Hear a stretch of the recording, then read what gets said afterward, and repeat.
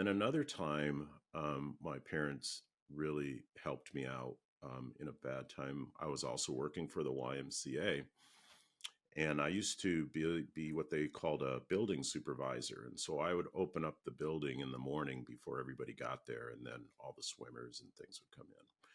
And one of the early morning swimmers was the bank president of the local bank in New Hope. And I got talking to him, and he said, "Hey, we need to hire bank tellers. Would you be interested?" And I said, "Sure, I'd be interested."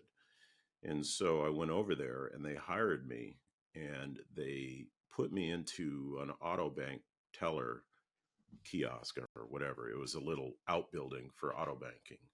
And I was working there for, I don't know, a couple of months or something like that. And about one night, there was a snowstorm, and I worked with three other people, all women, all white, all young.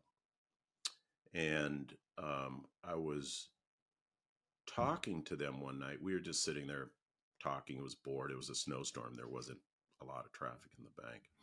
And somehow the talk of salary came up. And I think at the time I was getting paid like $4.25 an hour. And the girl that was there, she was in one of these high school work programs at the time. She was only making $3.50 an hour. And I said, "Wow, that's weird," because they say they started everybody at $4.25 an hour.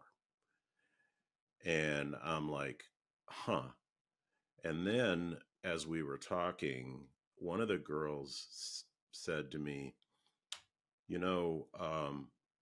"I got to ask you a question." And I said, "Well, what is that?" And she said, "Well, the drive up bank manager says you're a mulatto."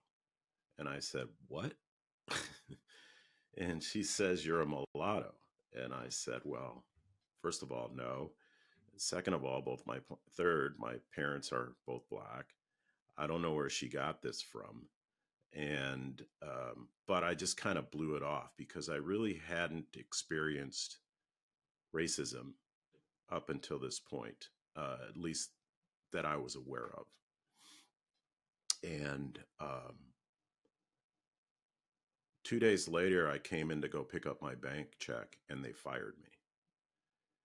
And I couldn't understand why. And later I found out, well, then I called my mom because she was a human resources officer, and she jumped in. And long story short,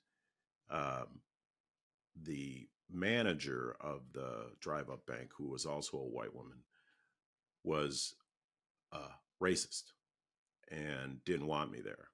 And she was protecting these young white women from this young black man in there. And I found out before I was hired, she had sat each one of these women down and asked them if they were okay working with a black man.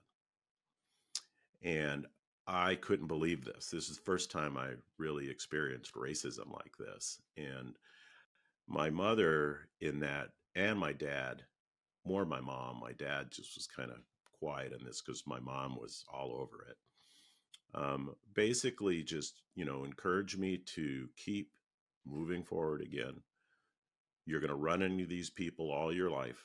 You just have to learn how to deal with them. The problem is theirs, not yours. And just forget them and keep pushing forward. And that is the way I have lived my entire life. I've encountered racism. Other times I had people, when I was growing up in Crystal, somebody one day wrote niggers in front of our house. I was young at the time, and there wasn't a lot of black families in the suburbs when I was growing up. So most of my friends were white.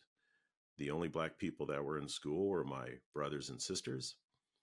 And so when I went to dances, I went with white girls. And I remember one particular time A mother of one came by and told us she did not want her daughter dating niggers, and to my face.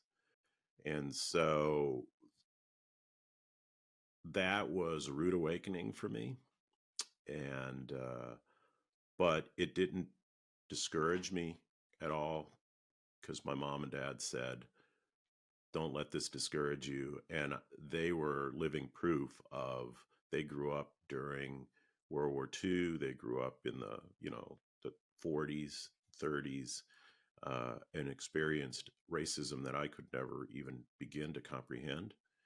And they made it. So I figured, if they can make it with way worse than what I went through, I can get past some lady that works at a bank that probably never went further than bank manager, um, uh, at that little bank, and some crazy mother who didn't understand who I was. She only saw me for the color of my skin, and that was it. She could not see beyond that. And so um, my parents were very influential to me. And they were the ones that allowed me to be who I am, because they allowed me to be who I am. They didn't force me to do anything. They didn't tell me, this is what you have to do, or this is the job you need to work in, or this is where you need to live, or this is who you need to marry. They told me, you be yourself, and nobody can take that away from you, and nobody ever has, and nobody ever will.